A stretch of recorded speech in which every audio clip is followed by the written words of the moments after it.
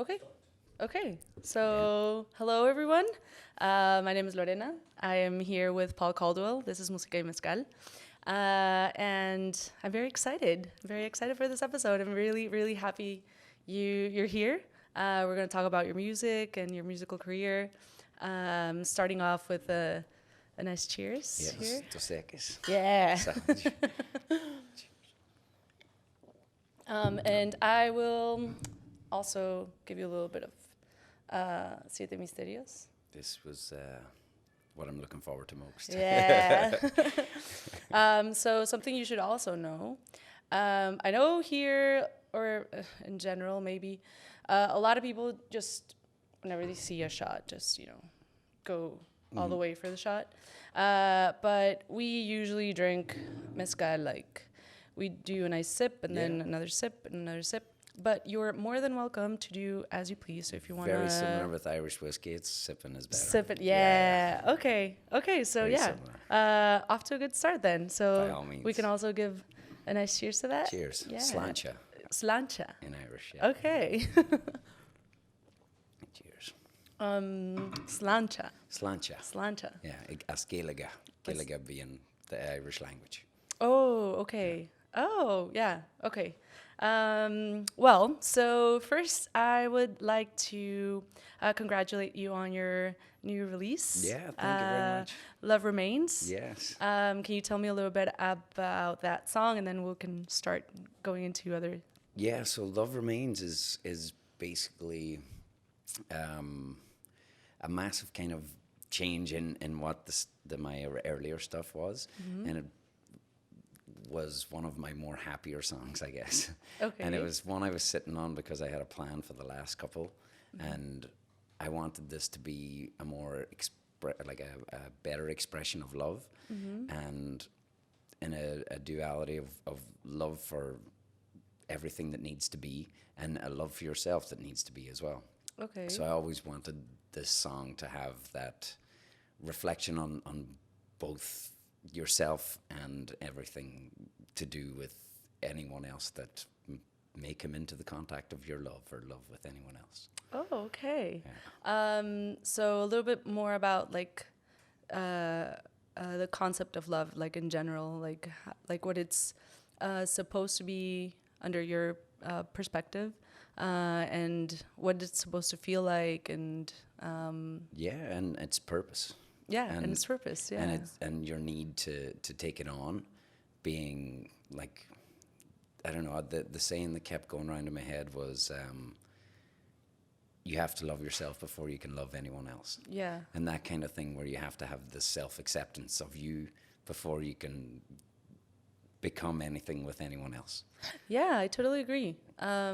Which is harder than than one might think. Because it's not the same being maybe a selfish person. Oh, no. And thinking you actually love yourself, but you don't, like, you're just, sorry. So yeah, this is Samuela, and she is one of our main characters in this podcast. So if you feel uncomfortable, just, you can. No, not at all. It's all good. Okay. So, sorry, I lost my train of thought. Yeah, so, well, anyway, so this song, once you released it last week. Last Wednesday, May 3rd. Yeah, May 3rd. And how's it been? What have you been feeling now that it's out there? It won a massive sense of relief. Okay. Because every time I sit on a song or I sit on a project for a long time, it just feels like you just want to go, oh yeah, finally it's out. And then it can grow some legs and do whatever it can do. But holding on to something for me is probably the most difficult thing.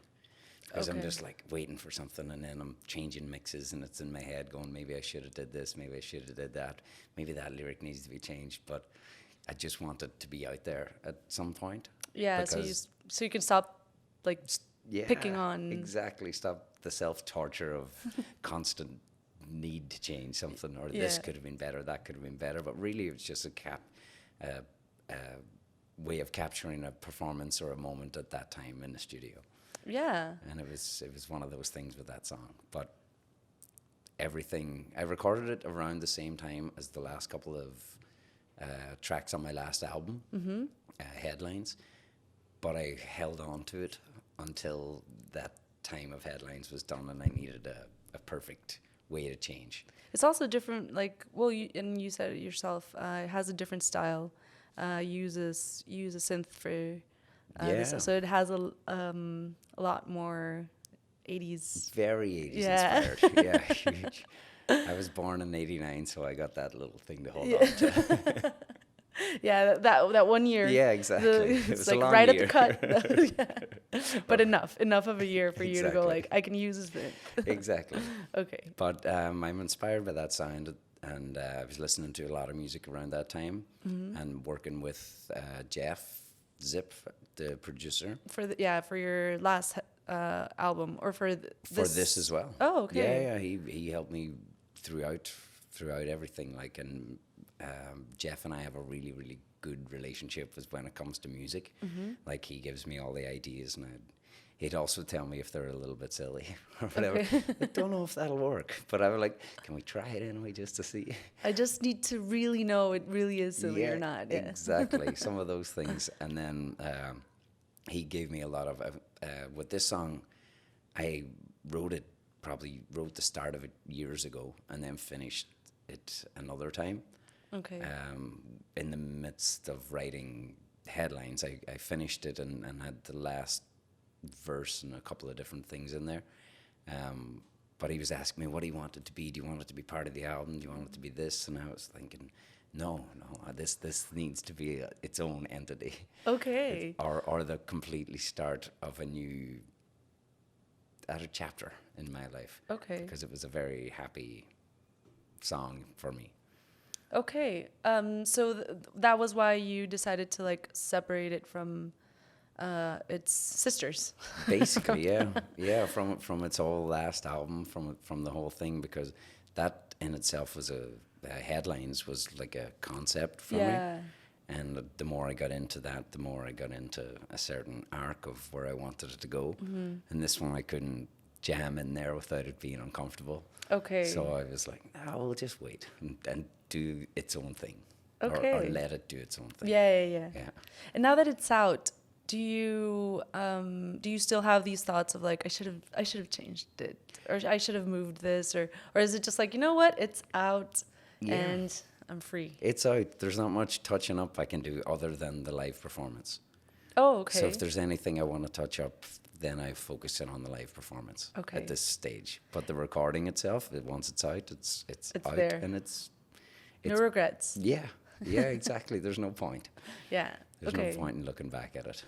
And have you played it now that it's out? Yeah, for sure. Last Wednesday on the launch. Okay. For the first time, when I launched a new track, a new single or an album, on the exact day that it came out, I played a show in the Painted Ship over on West Broadway there. Oh, okay. And normally I wait for a week or 2 weeks or a month before having a show after a release, because it's a busy period of time. But this time I kind of tried to line everything up, and everything lined up really well, and we played it live that night. Oh. And it was a great experience. It went down great. Did you change anything? Oh, I don't know. In my head, it might have been a bit slower, but it was probably more on the exact time, because the guys I play with are always pretty exact. I don't think I strayed too far from its original kind of work. Okay. But there most likely was a little bit, or a pronunciation difference, or any sort of thing like that. Okay. And going now back to your 2018 album, or no, first I'm going to ask you about your 2017 album. So we have your all of your albums on Spotify, which you guys should definitely check out. And you have your first album in 2017.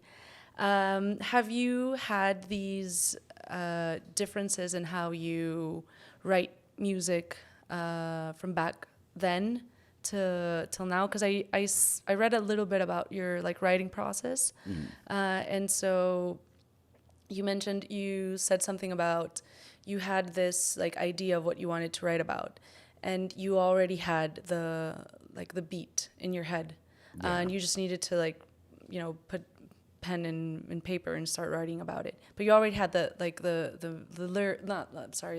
music. The music and the melody sometimes. The melody, sometimes yeah. the rhythm. Sometimes just the idea of like if I'm playing something on a guitar and I'm like, these chords are nice. Let me try and write something for it. Or sometimes I just sit down and write and then put music to it. Okay. It completely changes in process or changes in process, but normally it always comes up with like one moment or a striking feeling or something that really overpowers you in the sense of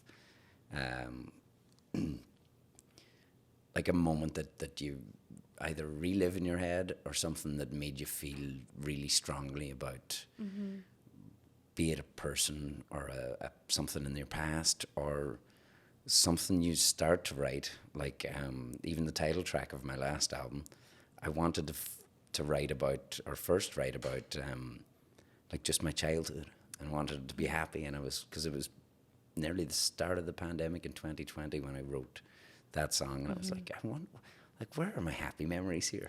I was sitting on my own, and I was like, kind of went down the rabbit hole, and eventually it's a happy melody, happy song, but then it changes into something that happened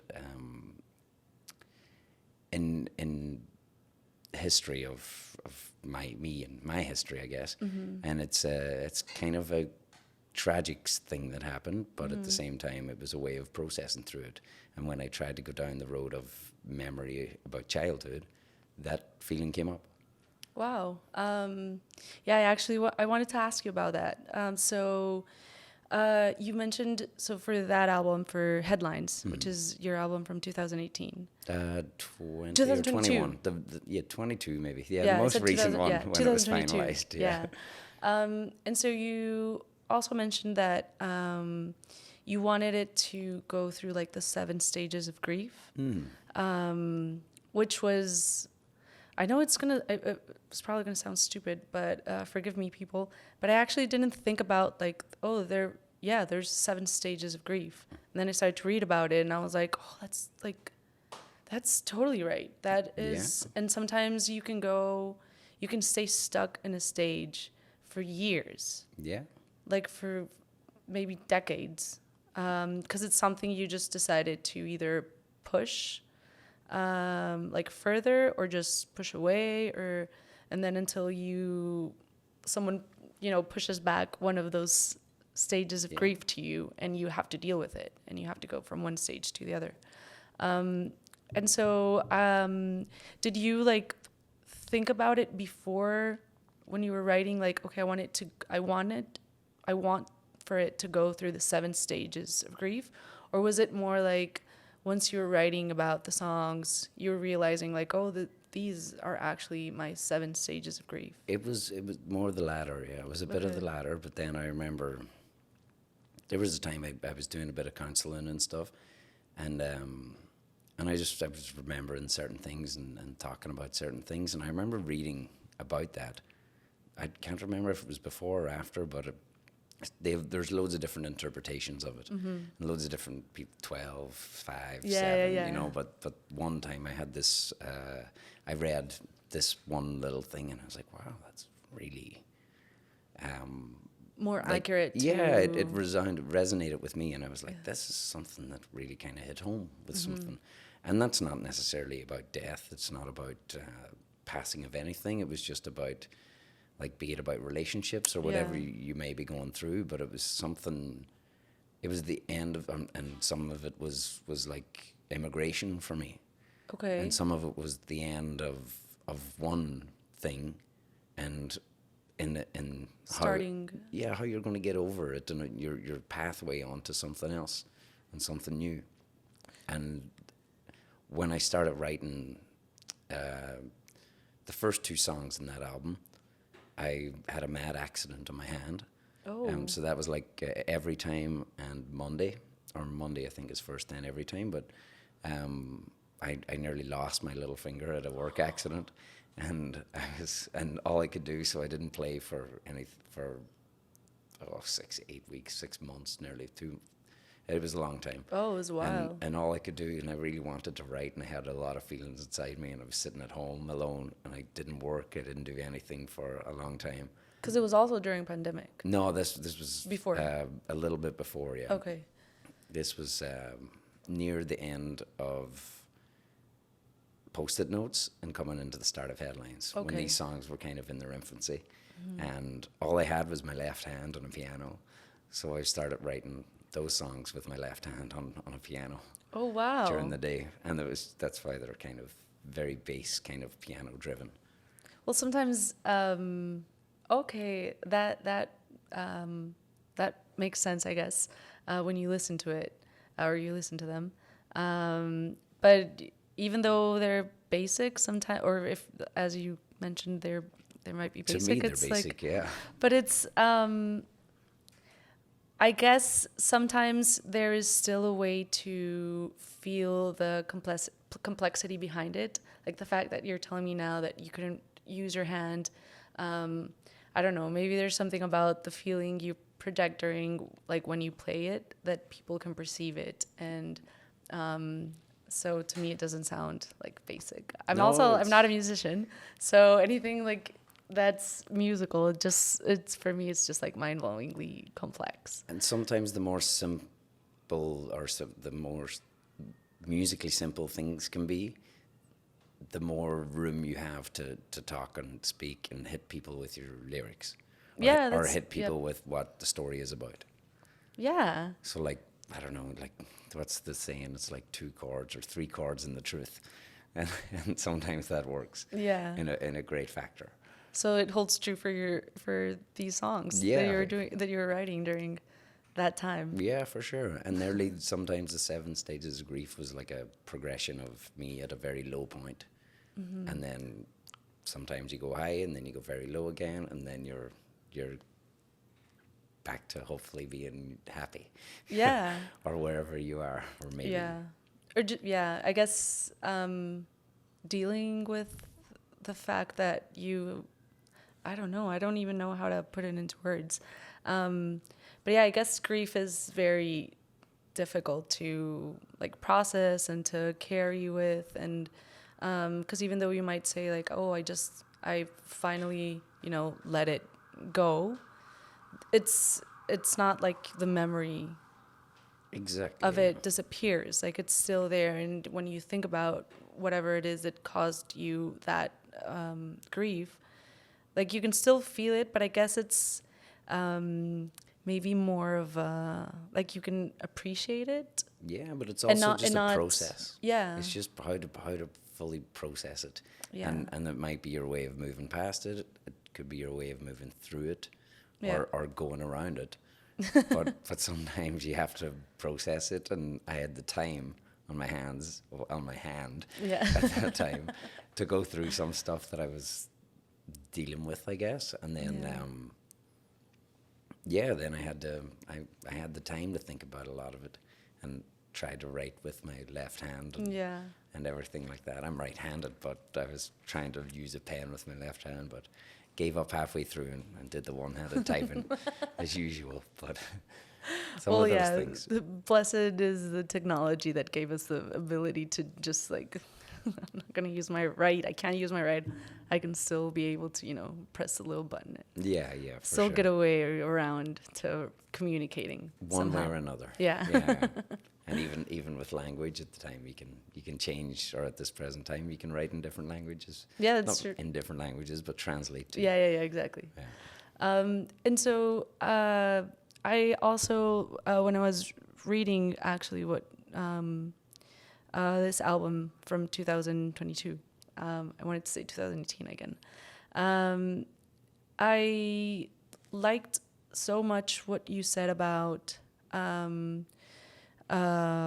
how an event that is so painful and so big does not define the people that were harmed by it.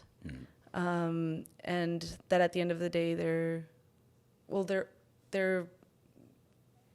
people that had more than just that thing that happened. Of course. When I read it, I was like, oh my God, like it may be something very obvious, but until you read it and you realize like that is totally true, and that is something I felt a little bit like blown away by, because it can resonate with me and like for many other different reasons, but still it was like very beautiful to watch you see it through those eyes, like something so painful and so big. And yeah, I felt very like humbled by reading it, like, oh, that's the, I don't know how, I'm like speechless. It was a very, very beautiful way of appreciating like your own process to like for what had happened. I think this nearly the exact same feeling that you're describing was the feeling I had first when I kind of thought about it, read that interpretation of this, like your anger and denial, your pain and guilt and different things. And the one I kept focusing on was like the upward turn, or the way, like it goes into depression and different things. And then the next one is, the one I kept focusing on was this upward turn. And regardless of it, I always wanted it to go there, even though sometimes within the writing process of that album, it did go further down than I wanted it to. Okay. But it was just talking about my feelings. It was just a certain way and expressions that came out. I wasn't going to judge myself for it. Yeah. But it was, that was the one I kept focusing on for some reason. It felt like a way of getting through whatever that was I was going through. Well, it's very beautiful how you looked at it. And I was also curious now that you mentioned, like, so this perception of it came by, you stumbled, or you realized that because your mom had, I feel like, I don't know if I read it correctly, but like you sort of workshopped one of the songs with her or something, like maybe you sang it to her, you showed it to her, and she gave you an appreciation about like your friends. Oh, that would have been the actual title track, Headlines. So the actual story, which I guess we have time to tell, the actual story behind Headlines, well, basically when I started writing it, I wanted to remember what my childhood was. Mm-hmm. And I had the melody of this one first, and I sat down and I was like, come on, I need to write something that's making me feel a little bit happy or good, or something that is a little bit cheery on the music and melody side. And I came across this little melody, started finger picking it in guitar, and it was lovely.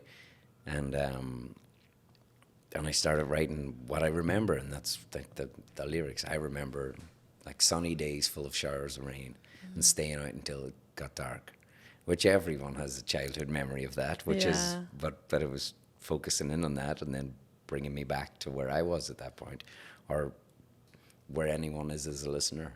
They nearly bring themselves back to what they were at that point.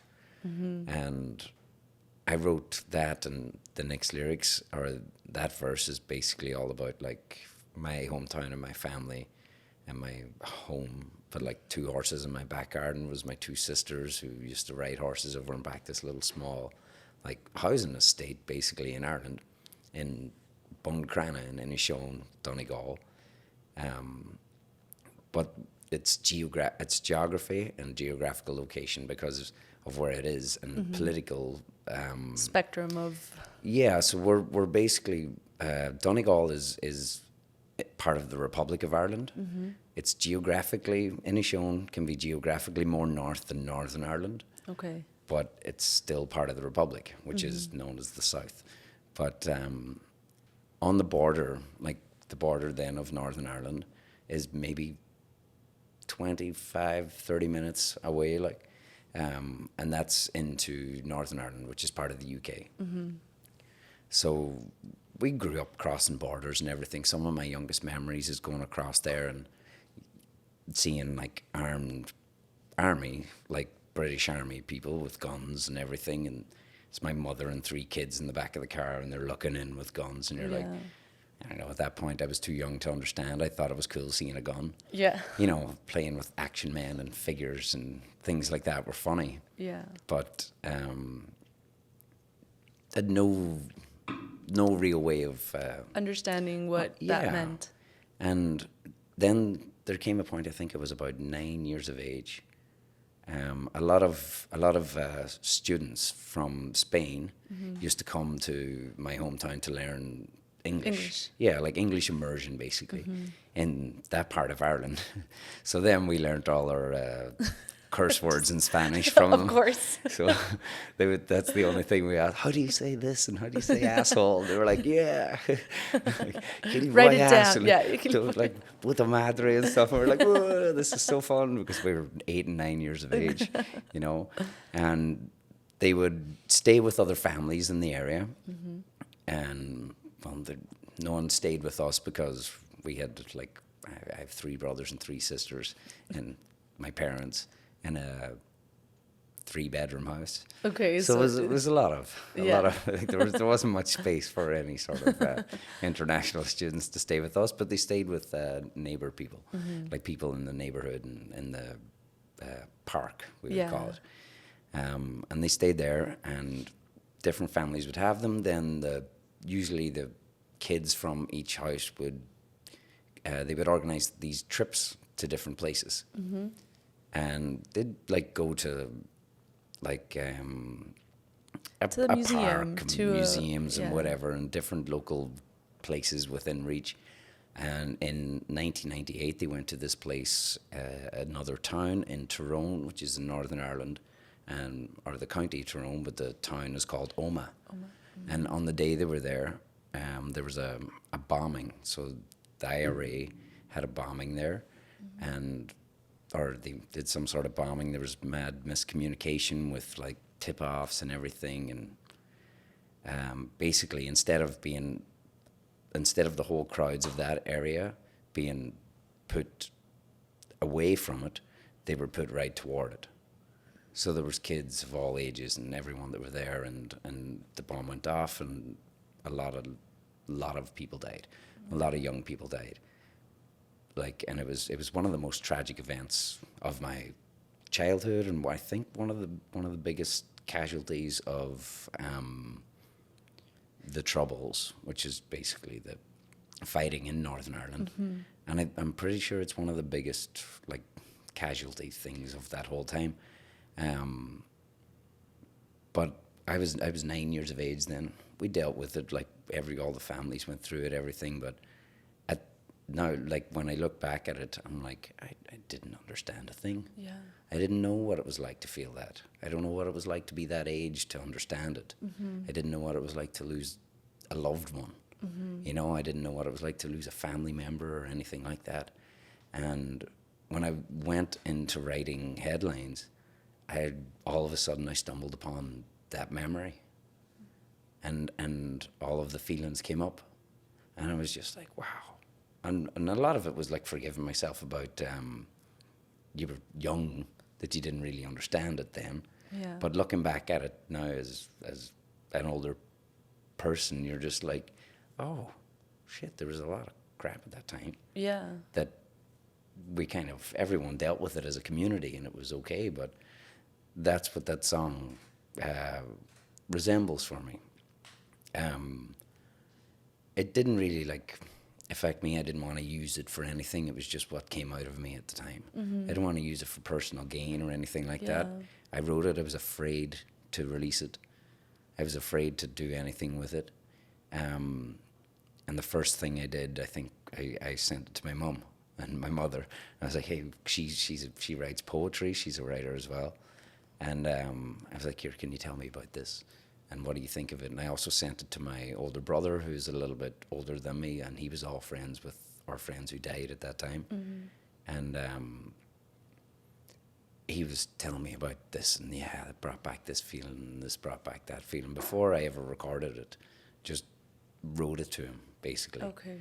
And I think then after it, I made a recording of it, after he says, this is a bit this, and then I sent it to the families of, so the two friends from my park who were Oren and Sean, Sean McLaughlin and Oren Doherty.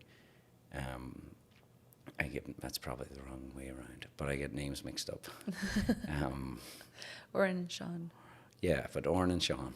And basically they were like, we were out playing football with them the day before, and they all went on the trip and they came back. And it was one of those things. It was just like, it was there one day on a summer day, and then all of a sudden there was this thing. And I went into that memory in depth, and found out what I thought at that time and what I held on to and different things. But I sent it to the families because I'm friends with the families. They all live like from here to Gilton Co away. Oh, you know, it's like that close. Yeah. It's just around the corner basically. Like we all played around this park with football nets and everything you can imagine. Like not everything, slides and a few swings. And football, by football you mean Soccer. football. Soccer, yeah. Soccer was football. We say football as well. Yeah, not American football. It doesn't count when you have to bring a person on the field to kick the ball. Like that's American football, where one special person can kick the ball. So that's not football. So I'm sorry for that if I've offended anybody, but that's my interpretation of it. I agree. Cheers to that. Yeah. Cheers. But yeah, so I went down that rabbit hole of stuff. But it's all played in, like, the way it comes back to me is like not a happy memory, but a happy time in my life. Yeah. And not really understanding that kind of trials and tribulations of it. So you sent it to their families? Yeah, I sent it to the families, and I said, like, here's a song. Like, after I think I recorded a bit of it, maybe a scratch track or a scratch vocal, and I sent it, and I says, here, like, this is just for you. If you're okay, I'll release it. If you're not, then I won't go near it. And they said, yeah, they loved it, and it was an okay thing. And I think it might have been Father's Day. It might have been Father's Day that I sent it to John, who was Sean's father, and he heard it that day, and he called down to my dad, and he says he loved it, and it was really nice and everything else. And like, I didn't hear about this for weeks or months after, but it was just a really nice, heartwarming thing that, like, I remembered them, and the song is like, I remember, you know, and that somebody does, and remembering playing football with them, and remembering them as kids, and we were shoulder tackling or whatever, you know, just them being normal people, and not to focus on the tragedy that ensued, you know. And it was just a nice thing, and a nice thing that I felt I could do with the song, and it was one of those things. You know. Wow, it's I feel like I want to cry. It is a bit emotional, so my apologies. Yeah. No, it's like I need to like. I tend to do that with my music sometimes, so I'm sorry. That's perfectly fine. Like, thank you for that. No worries. It's nice to share it. Yeah, it is, sometimes. and I'm happy you did. I know this is nothing, like, I'm Mexican, and you know, like, but I guess I can relate to the fact of losing someone by something that's like so sad, but it's nice to know that someone else that you can think about them not as the tragedy, but as people, because that's what they were, my friends. Like, yes, that was the best part of being able to share a reality with them during the time that you were, you know, able to. Yeah. So I guess it's a really like great way to have gone through that process and make people remember them as well. Exactly. It was a nice thing for me when I heard that the families enjoyed it, and like friends and cousins, like big widespread families in Ireland. Everybody's a cousin of everybody. It's like my brother lives in Boston, and he's like best friends with cousins, and we were all like this big huge group of people all growing around in Marion Park, like, and every day you'd see each other, And it's Yeah. all of that, like, and it was just a nice thing. And I've been here for nearly 8 years. 8 years now I've been here. Before that I lived in Liverpool, so I've been gone from that whole scene for a while. But then when and I went to school with these, like, the families and different people, Yeah. and we were all in the same schools. And then when you reach out and send them a message saying, hey, here's a song I would like you to hear, and then tell a story about, and they were like, thank you so much for this, and this is a really nice gesture. And it just felt a nice thing to do, and something nice to do with music. Yeah. Instead of just being a thing. It's like here's a song or a poem. It may be a poem. It can be a poem as well. I think that was nearly a poem before it was a song, but it was one of those things where both then I met the poem with the song. Yeah. And it was a nice thing for me to, I don't know, remember them or mark their memory as something nice. As something beautiful and fun and nice. And you won't listen to that song the same again, I don't think. Yeah. But it's still a happy time and a happy memory that needs to be honored, I guess. Yes. Yeah. And I'm pretty sure you did. And I'm pretty sure, those families also feel that way. Well, I can't speak for them, of course, but they told people, so so that, I guess that feels really like rewarding in a way. And the last time I was home, I met both of the fathers. Okay. And I played the song actually in front of both of them at different stages of different things, but and as far as I know, they really like it. Okay. So that's a good thing. You have a great way of knitting stories into your music. It's a lot of what you do, you whenever anyone reads about you, it's like you're a great storyteller with your music. How does that process start? Like, do you just have a topic in your mind? You mentioned like sometimes it just like you get this moment when you already have a melody, and but is it like something that you have to do constantly because you constantly have a need of like, I really need to tell a story? No. Or it's just like it's just the way it is whenever you want to create music? Not necessarily. Sometimes I don't try. Sometimes not that I don't try, but sometimes like I don't go, today I'm going to write a song. Okay. Like I go like weeks without even looking at it, without even like, I lift a pen and try to write stuff all the time, but sometimes I don't really get into it. You don't have like a space, like, okay, I want to have my own space so I can write about Vancouver, it. Vancouver, it's hard to have a space. Yeah.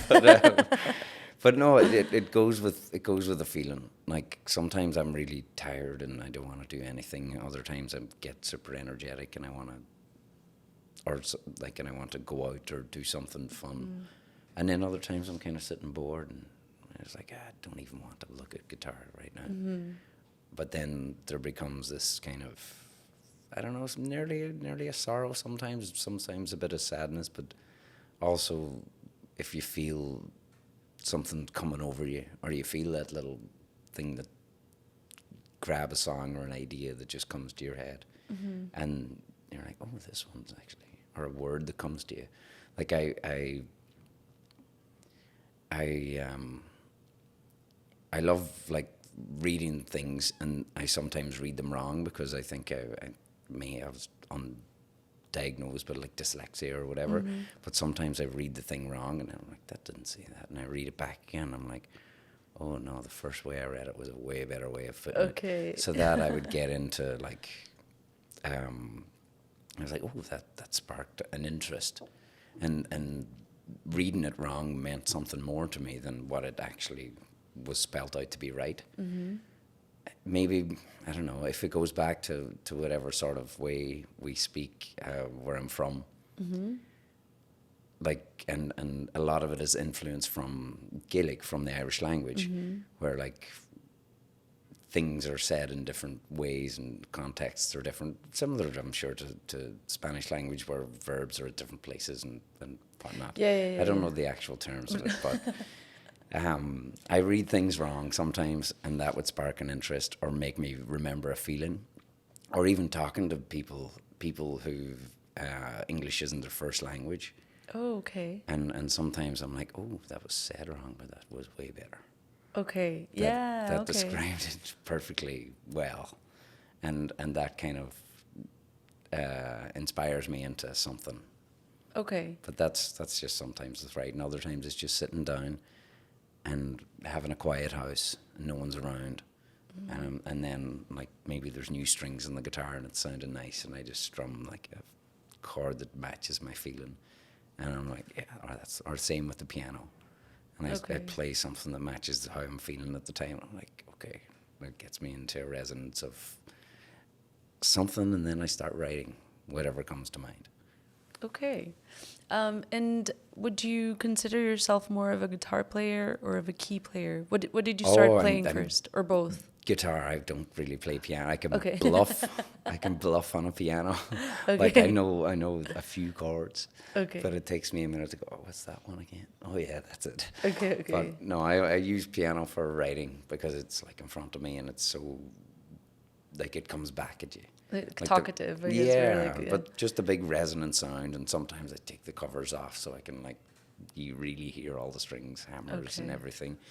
But no, I wouldn't be a piano player at all. Okay. With guitar is probably my main instrument, and singing.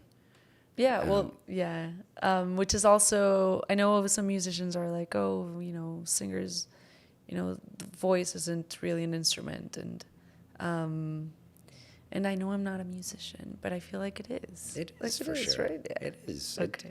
Ask a full-time opera singer that Yeah, the voice isn't an instrument. Exactly. Like even anyone who is nearly considered a bad singer, like not a bad singer, but like people who are like, oh, they're not a great singer, but their songs are great.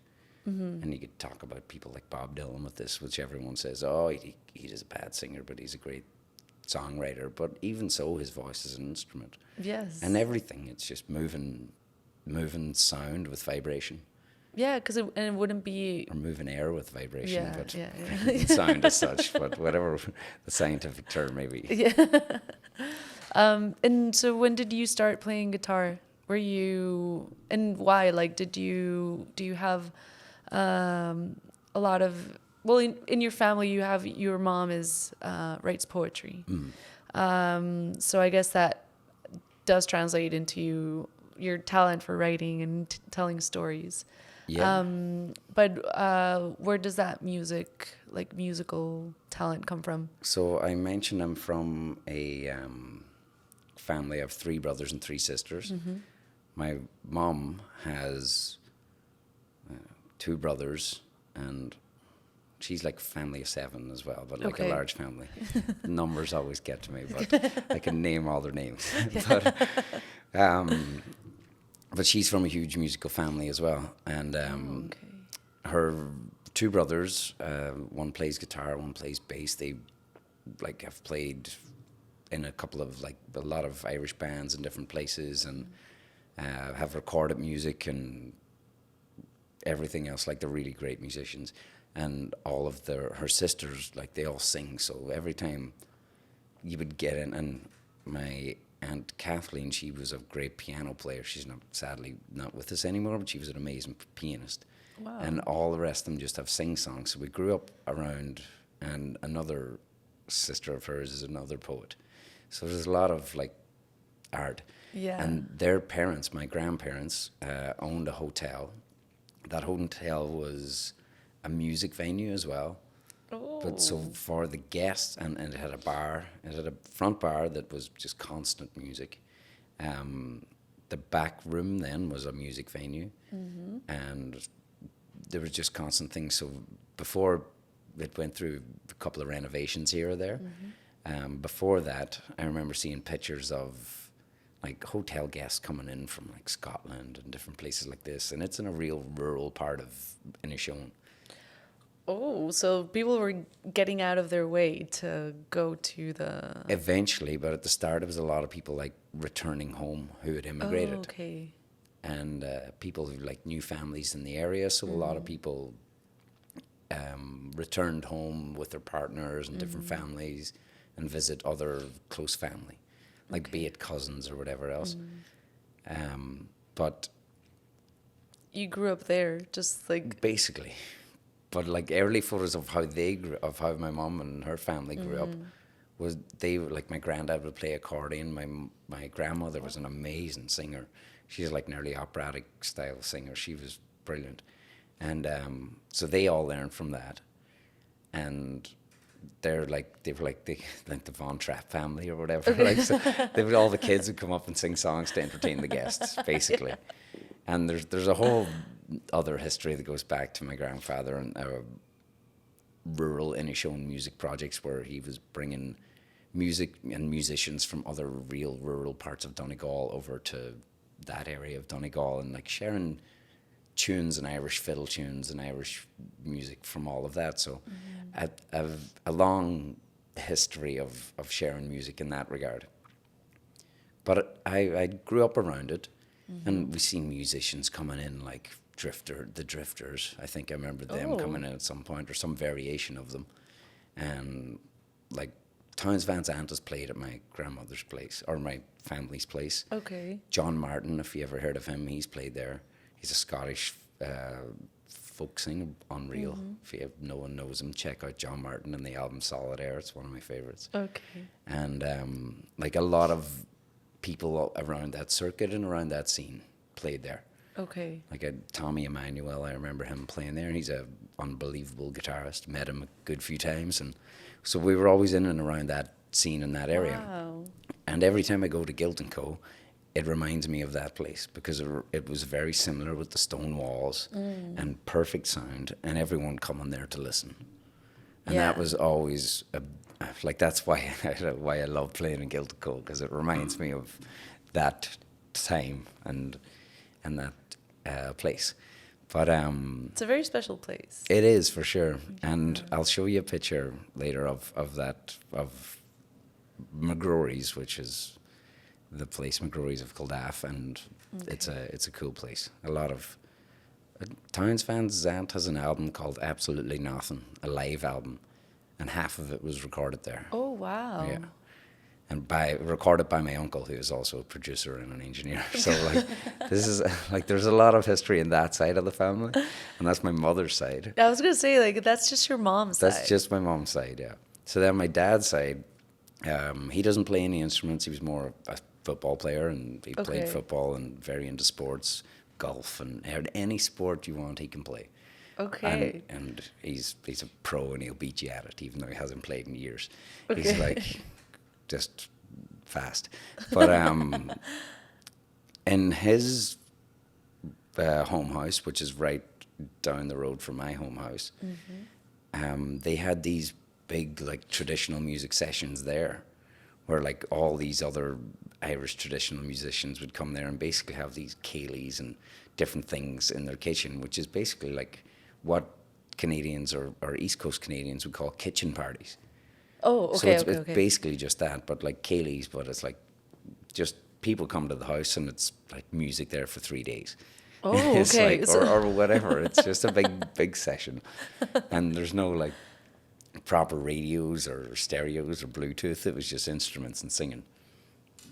Excuse me. So he grew up around that, and a lot of that stuff. He does more sports, but now like my cousins from his sister are all like amazing guitar players and everything else. So you're from all around. there's You, music like, on a lot of different yeah. sides. Yeah. And what about your brothers and sisters? Do Of course. they Yeah. all... They all sing. My two brothers, one's a really good drummer, and the other's a great bass player. Both of them sing, and I play guitar and sing. And then my sisters, or another brother in Boston, he doesn't play any instruments, or he was trying to play guitar at one point, but he sings and knows every single song and every single lyric and every single thing under the sun. And then my sisters all sing and everything. Wow. Like, so it's. How was it to grow with like so much talent around you? It's not necessarily like talent. It was just a normal thing to do. Was to everyone get around and we all sing songs in the car. That makes like sense. Where we lived was Buncrana, and where my mother's house was Caldwell. Maybe a half an hour, 45-minute drive, but through very, very hard country roads, as you can imagine. Like, they're not highways; they're like this thin country roads. Yeah. Like, very dangerous, and very dark. So my mum's way of keeping us all calm in the back was like putting on a like Queen. That was one of my favorite bands. Like, she'd put on Queen, and we'd all sing Bohemian Rhapsody on the way down. Like, and we'd all like, even though like there might have been the whole lot of us in the car, like 5 in the back and 1 in the front, 2 in the front, or whatever. It was just that kind of thing. Donegal's a very rural place, and there's not a lot of houses you can see in between those distances until you get closer to each town. Okay. But so there's a lot of time to like, you can't really get distracted by anything but the countryside. Yeah. So exactly. So there's a lot of time to actually be creative.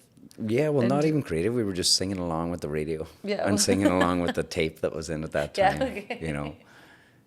How my sisters, like, sometimes it'd be like Shania Twain and they'd all sing that, and sometimes it would be like ABBA, and it would be Queen or Gareth Brooks or some other stuff. It just ran whatever tapes we had to put cassettes to put in the car. But that was growing up around music. Sorry for the very long-winded answer, but no, it's fine. That's what this is for. That's what this format. That's the beauty of it. It's a long-winded answer, but there's a lot of info in there. So I didn't play guitar until I was 19. Oh, so it was just like I didn't. Sing here and there without really thinking about music as something you wanted to do. Exactly. This was like childhood stuff. Yeah. Growing up around it. I think when I became a teenager, like, I was working a lot. I worked at loads of different things when I was a kid. Mm-hmm. I was a milkman. I worked with milk boy, I guess. I worked on a milk run, delivering milk to people. Uh-huh. I worked at a place fitting tires in cars. I was just interested in doing things with my hands. Where else did I work? I worked at different sorts of fruit. I remember being up at a fruit vendor place where, like, they would deliver fruit. I would just be around. It wasn't necessarily getting paid that much, but I would have been like, this is just something to do. Yeah, because there's not much to do in a small town. Delivering fruit, and then what else did I do? Eventually, then I started like getting into plumbing, which is what I do now as a profession. Uh-huh. I get into gas fitting, which was also part of the milk stuff, and there was a company who delivered gas and sold milk. Oh, okay. And because they went to all the rural places in Ireland, so they had, like, people needed access to all of propane in rural parts. Yeah. And eventually got into interested in like fitting gas and different things like that. And I guess that took up a lot of most of my teenage years. And I never really thought about playing music and everything until one of my brother, James is his name, he had a band that they used to play around bars. And I remember seeing like the gear and the instruments and the bass that he had and the guitar that he had. And I was like, oh, well, that kind of looks fun. What's this needed? Don't touch it. I was like, okay. But and then they still watch? So then when he was away, I would pick it up and maybe like strum an E note and go, oh, that sounds like something. Or listen to the Chili Peppers. And their music collection, I started listening to. James's music collection and my older brother Christy's music collection, I started getting into that. And that was like Chili Peppers, Guns N' Roses, all of this kind of stuff. And I started listening to the guitar, and I think I remember Chili Peppers, pretty sure it's like Around the World or Parallel Universe, but like at the start of it is just like an open E on bass. Okay, and so you were like, hey. I picked up the acoustic guitar and I went like, dum. And I was like, look at that. There's something. I can play with the Red Hot Chili Peppers now. But just the first three notes, and I was like, I know nothing else. But other than that, barely touched an instrument until I was 19. And what happened? I was at a festival. A festival called Oxygen in Ireland. It was like a really big festival. All people were there, like Rage Against the Machine were there, like the Cooks, and all of like the big indie bands were coming up around that time. So I don't even know what year it was. I can't remember. Might have been 2006 or 2008. It was around. It was around then. And again, I'm not good with math and my age, but whatever the year was. The whole weekend went on. We had a great time, lots of partying, lots of drinking, lots of everything else. And we were waiting on the bus to go home. And it's a 4.5 hour bus run from where that festival was to my hometown. Okay. It's like the furthest away from everything you can get is where I live in Ireland. Like I don't think you can, if you fly into Dublin, it's the furthest away from Dublin you can go. Okay. I think like by traveling by road. Yeah, there's faster ways to other places and bigger roads, but it's so rural that there's not much. Okay. But on that bus run home, full of all of my friends, one of them had a guitar. His name was Matthew Pucci. Pucci was his nickname. But he had a guitar and he was passing it around all like my friends, and everyone could do their one party piece on guitar. And you were like... And it came to me, and I could do nothing with it. And I was like, "Oh fuck!" But I was singing all of the songs. I could sing every single song that everyone was singing. I was singing louder than everyone. He was like playing some blues, and I was making up stuff ad lib on the like just making it up off the cuff. Pretty drunk on the way home, and of course, and not drunk, but like tying over from the festival vibe. Yeah. And the guitar came to me, and I was like so annoyed and frustrated with myself that I couldn't just play one song. So I went home that day. When we got home, we might have went to a pub for a few beers, but then I went home. And first things first. Yeah, well, it might have been like right, we can't go back. Are we okay? Yeah, we can go back and face our mothers in my home. It's okay, right, I'm fine. Not that bad. But went home. My brother had a guitar, my sister had a guitar. She didn't really play it a whole lot, but I was like, I'm taking this one. So I took this guitar. This is now my guitar. Yeah, and I set up my brother who was in a band, and they were like touring all over the local area. Oh, wow. And like... they were playing in bars all night, every night, and their band was called Adrenaline, and then I think they were called the Butcher Boys. But they were like a well-known band around the area. Yeah. And does he still play? Like, does he still? Not as much. No, not as much anymore. Okay. Because like, I guess he was probably mid-20s then. Okay. Now he's mid-30s, I'd say, mid to late 30s. He'd probably hate me if he heard that, but yeah, mid to late 30s. He's like, shh. But they were playing like all the time, and unbelievable band. They were really tight when they were playing, and right when I became 18, I was probably more into dance music, and then from that moment, I was like into like live guitar stuff, and I was watching everything, looking at everything, listening to everything that anybody had to say about guitar. Playing everything, and I mean, I'd be working from 7 to 4 or 5 or whatever, going home and just sitting on guitar while like watching The Simpsons or something. Yeah. And just like playing everything I could and doing everything, like just learning as much as I could all the time. But you were self-taught? No, so the guitarist in my brother's band taught me a few things, kind of taught me how to teach myself, but like taught me like the fundamentals of what it is. Here's all the notes on the fretboard, like this is how you go from here to here. Okay. This is different things and why this chord means that, and you can play this chord up here with that. And different things, but I was like, yeah, that doesn't mean a thing to me, hold on. I just want to know G, C, and D right now. Like that's all, I just need 3 chords. And eventually he'd like taught me strumming patterns, rhythm stuff and different ways, and he's like, listen to this and do it. And I tried hard enough and got frustrated enough that eventually I did. Started playing at parties and just played around parties. And then I think the recession hit in 2000. I don't know. Well, that might have been 2008. 2008. Yeah. Yeah, I think the That was a world recession. Yeah, the global recession of 2008. So all of us had, like, I think I was qualified in plumbing by that stage, and we all had qualifications and everything else. No, I wouldn't have been. It might have been 2009, so I had another year of it, still working. But they had a thing in Ireland called the Celtic Tiger, which everybody was working in construction. So then at a point, a lot of people had this trades and everyone knew and had experience in construction in my hometown in Ireland, and no jobs. Oof. So mass immigration. So everybody I knew, like, left basically. Not everybody, but most, like, everyone who was getting pretty fed up with stuff just left Ireland at that point. Eventually I went to Liverpool in England, and, like, my brother went to, like, America, I had maybe out of a crew of 30 to 40 people of my friends from, like, high school and everything, there might have been like 5 to 10 left. Wow. A lot of them went to Australia, a lot of them went to England, Canada, the US, different places, like, everywhere. I went to England in Liverpool, supposed to be there for 2 weeks. It turned into 5 years. Wow. And there I met a lot of friends. Some of them were there for college, some of them were there for work.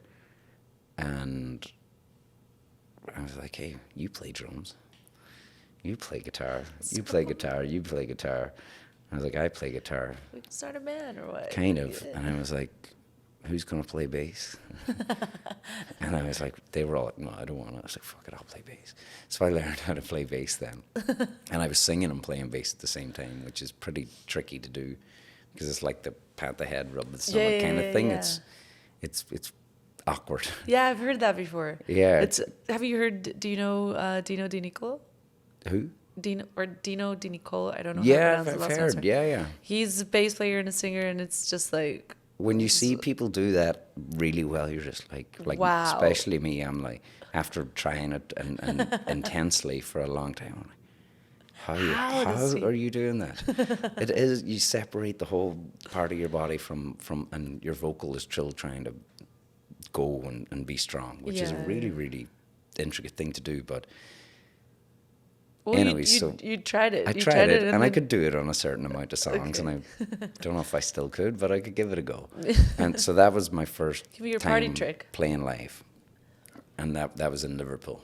When it was my first time, I went to get paid gigs, and then it kind of went on from there. And that was 2000 when you were in Liverpool. It would have been 2010, I guess. You hadn't, but by that time, did you already start, like, writing your own songs? Were you... Not a whole lot. Like, scribbling. Okay. Because I was sitting in my own a lot.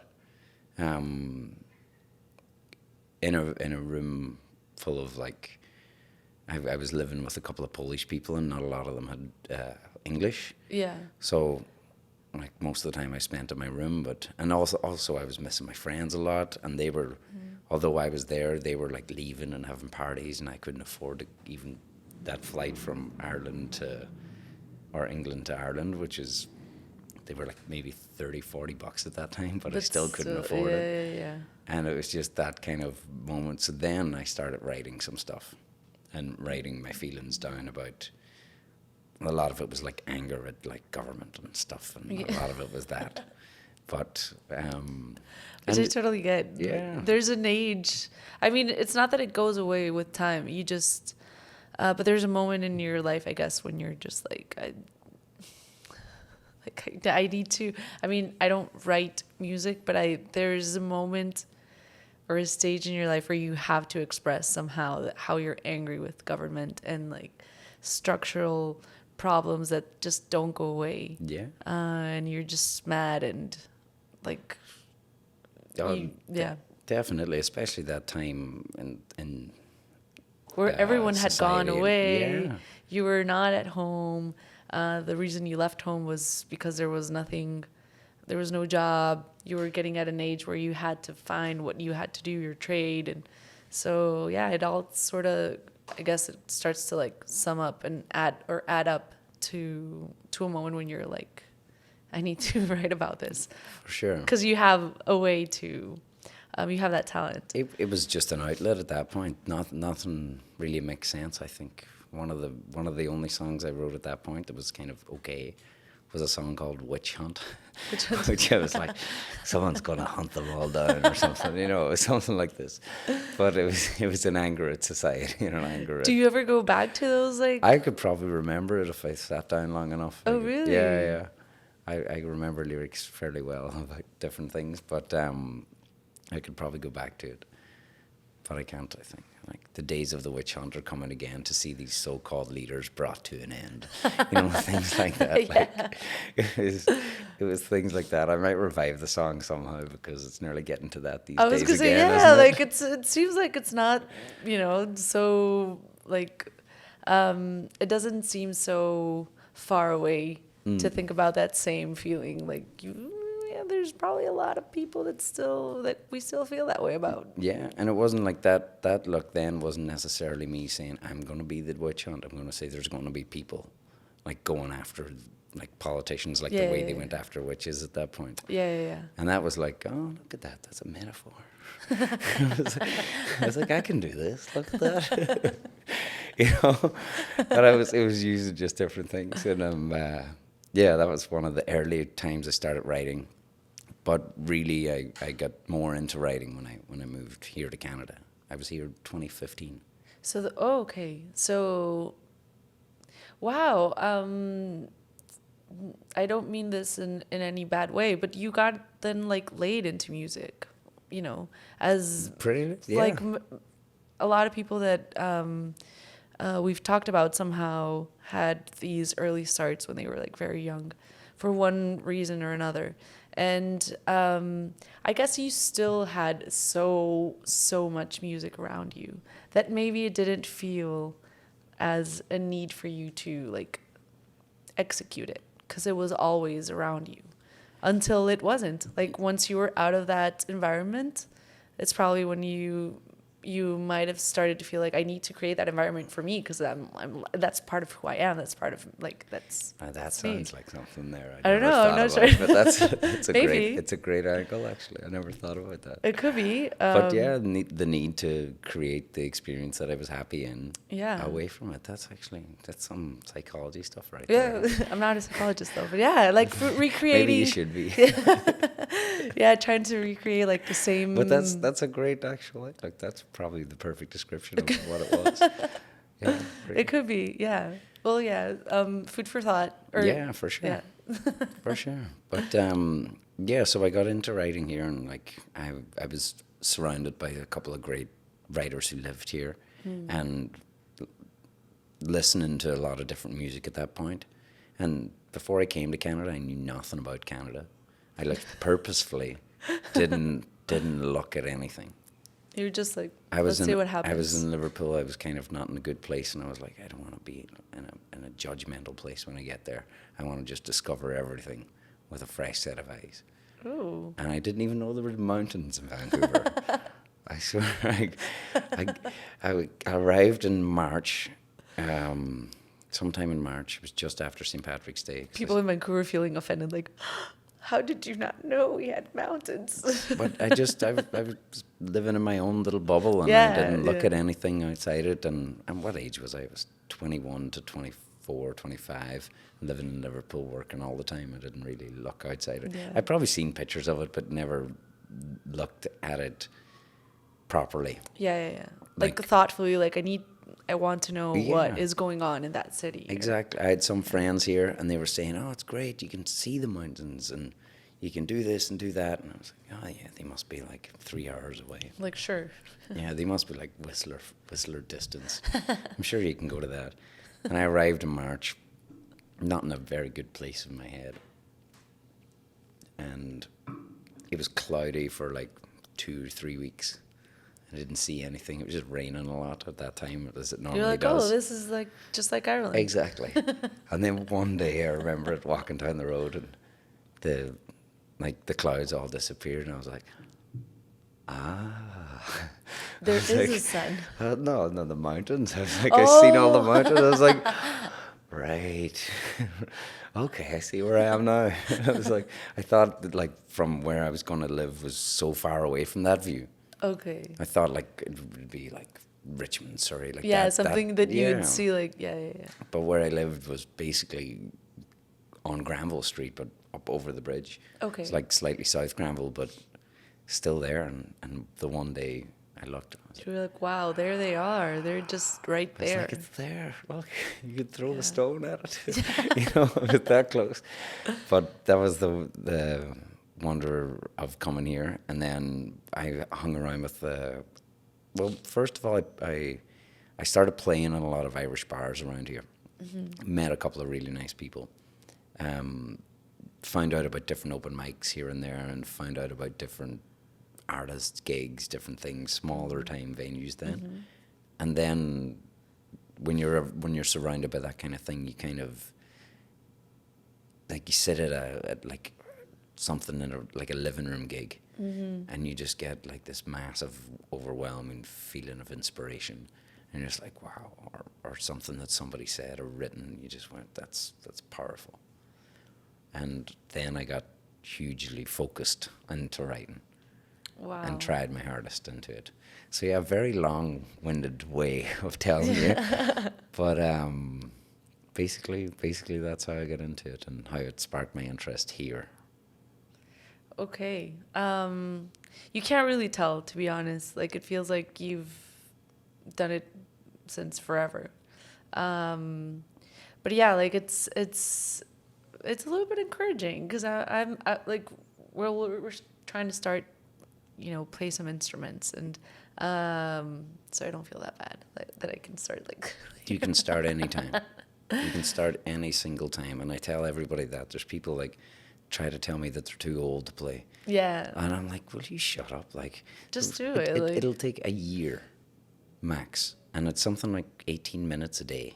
If you can do 18 minutes a day or something like that. I remember hearing some different things in different ways, but if you literally practice something for like, be it 10 to 20 minutes a day, you're gonna. You'll literally like that's less than like a Netflix episode. You know, like it's less than a series of South Park or 20 reels on Instagram. Yeah, like, that's true. You can learn how to play an instrument, and that's like instrument wise. And then when you get into songwriting and singing, it's just write and keep writing. Yeah. I consider myself someone that likes to write. I don't really know if I'm good at it, but I feel like it doesn't matter. Nobody ever knows if they're good at it. Yeah, and to be honest, it's not like nobody reads anything that I write, because I don't really do anything with it. I just write whenever I want to write, which might be like once a year, or sometimes I get these, like moments of I need to write. I need to somehow either get rid of something that I'm feeling, or just like organize something that I'm thinking about so much. Yeah. So I just need to like digest it, I guess. 100%.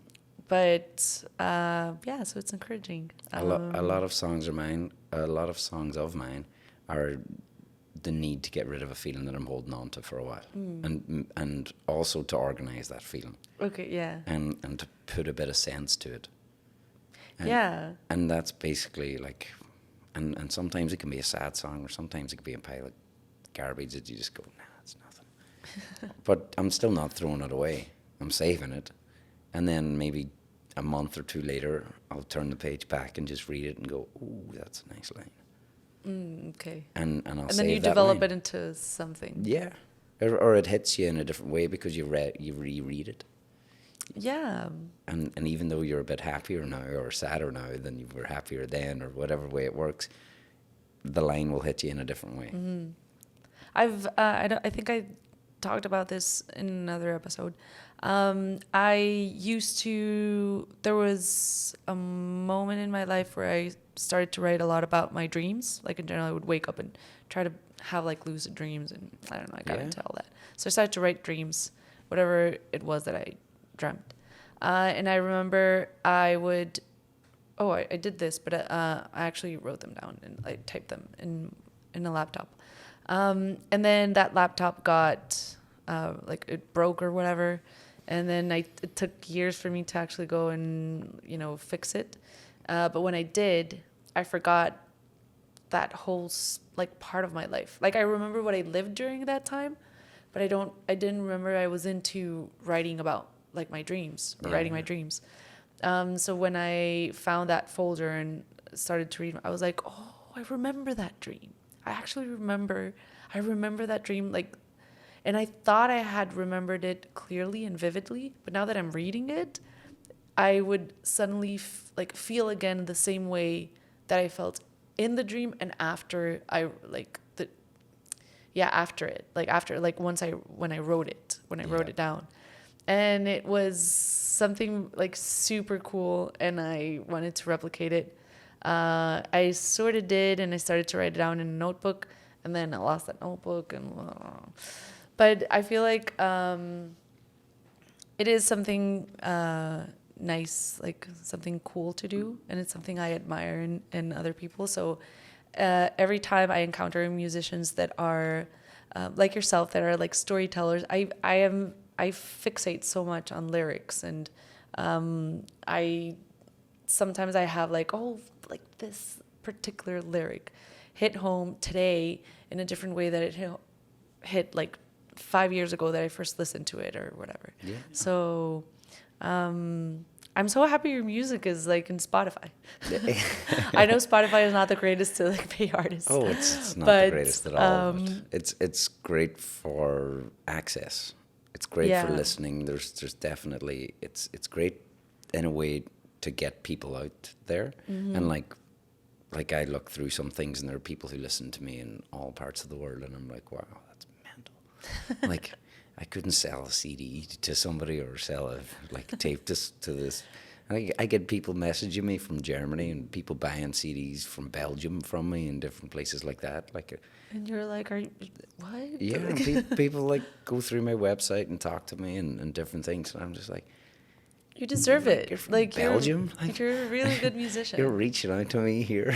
I'm like it's a strange experience, although beautiful and gratifying, and it's everything. Like I got a lot of gratitude for it and everything else, but it's just a nice experience to do that, and it is definitely achievable in this time and age. Yeah, this kind of modern kind of way of streaming, although it is not beneficial to artists in a way that, well, it's beneficial in some ways, but just not really enough. It doesn't pay you enough. Yeah, not enough. It's not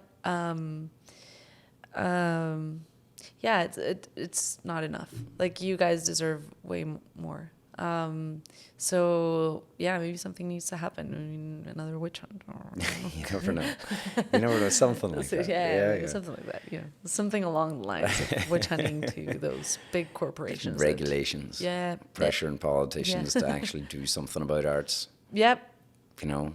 Because it's so important. Like it's especially when there's music that deals with things that have broken like the social fabric of whether it's a small community or big communities.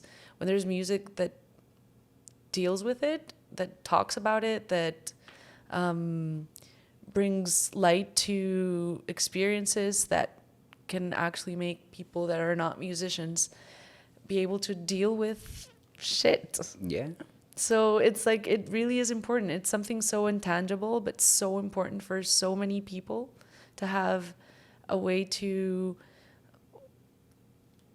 feel like, to have something to resonate with. Because maybe I might not be able to write a song like yours, but the fact that I can listen to one and then feel like, oh, that's a feeling that I've had. And it's so nice to feel not alone, because there's someone else that has felt that way and sings about it. Yeah. So it is very important. And you guys deserve a lot more. It is. And there are people here, even though in Vancouver, that are doing things about it. different political groups and different political parties, I think, and people, I'm fairly sure, local enough people, and they are supporting local arts and supporting local things and getting into like the political sphere where they are eventually pushing for that stuff. Yeah. And it's always very, I don't know, for me, I wish I was more vocal and at least more persuasive or progressive in that point. But I always feel like this touch of imposter syndrome because one, I can't vote here yet because I'm not a citizen. Okay, yeah. And I always feel this weird thing until I get to that point where I can go, now I'm gonna start coming after you. Yeah. Now I can go, now I can vote, and now I can go and criticize and talk to you about something and push my point across, and not push my point across, but like say this is like you should support here, you should support this, you should. Well, you should write about that maybe. But yeah, potentially. But sometimes like the fact that you can't, not because you can't vote doesn't mean you don't have a voice. Oh yeah. Because at the end of the day, it is your music, it is your art, and it does mean something for so many. Yeah, for sure. So yeah. It is a thing, but Yeah, but it's this I weird understand. thing about the Imposter syndrome. Yeah, and just the immigrant mentality sometimes that you have this kind of feeling that you aren't really. Like, am I gonna get in trouble? Just I don't really know if I can say this, or I don't know, because I'm not from here and I don't want to step on anyone's toes or insult anyone. Yeah. But not anyone, because everyone I met from here have been absolutely amazing. But when you get into the politics of it, I'm like, I wish I could go and say to you this, but I'm not. Yeah. Yet. Yet Yet. being the key word. Yeah. Exactly. Now, what are your plans for the quick future? I was trying to think of a different word. It didn't really come up. But yeah, like, so you released this new single. Are you planning on developing it into a whole chapter that resonates or that sounds more like this last single?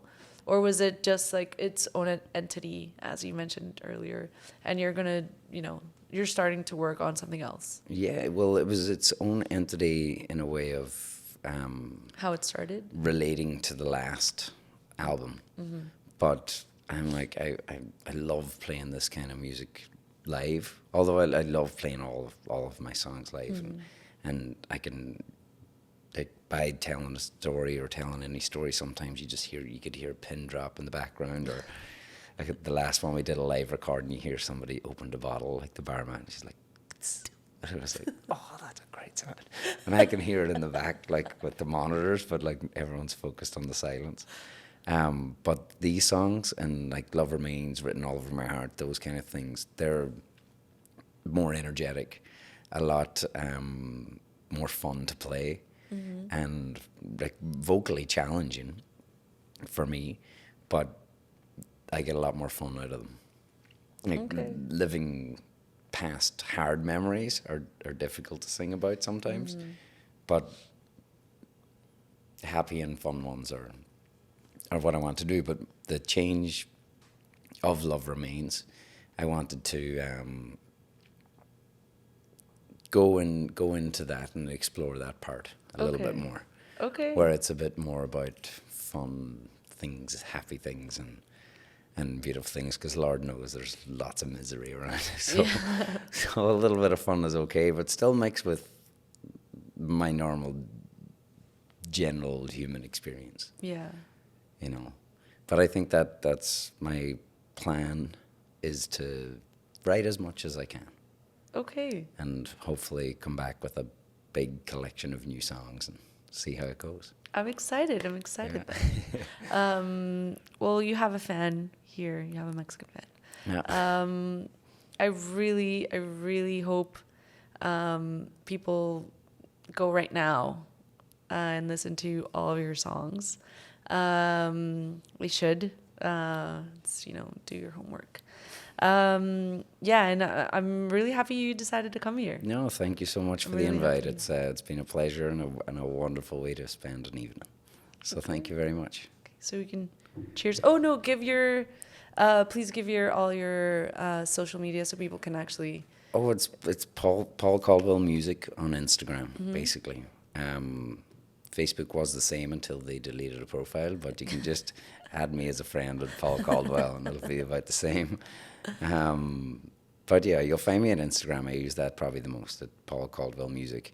Website is paulcaldwellmusic.com.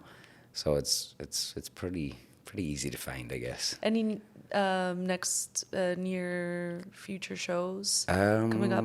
The next full show like that is pretty sure it's July 2nd in Guilt & Co. July 2nd or 3rd. I can't remember. I'll have to look it up, but it's 2nd or 3rd. You have it on your webpage? It will be If not, on there, it'll also be in Guilt & Co.'s webpage. It will be on both Guilt & Co.'s webpage, mine. Go on to paulcaldwellmusic.com. July 2nd. I was 2nd. right first. Perfect. Doubted myself. But yeah, July 2nd. Imposter syndrome. Yeah. Just, trying to. Yeah. You don't remember enough. Exactly. But yeah, we'll be there with the full band, and it will be a full late show July 2nd, and make sure to book the Monday off work. Cool. Yeah. Go somewhere and hang out afterwards, and it'll be fun. Yeah. So I'm really happy you came. I really hope we can do this soon whenever you have any other new music coming up. And yeah, make sure everyone to go and check his stuff out. Yeah. Cheers. Cheers, Thank people. you very Cheers, much. people. Cheers. Cheers.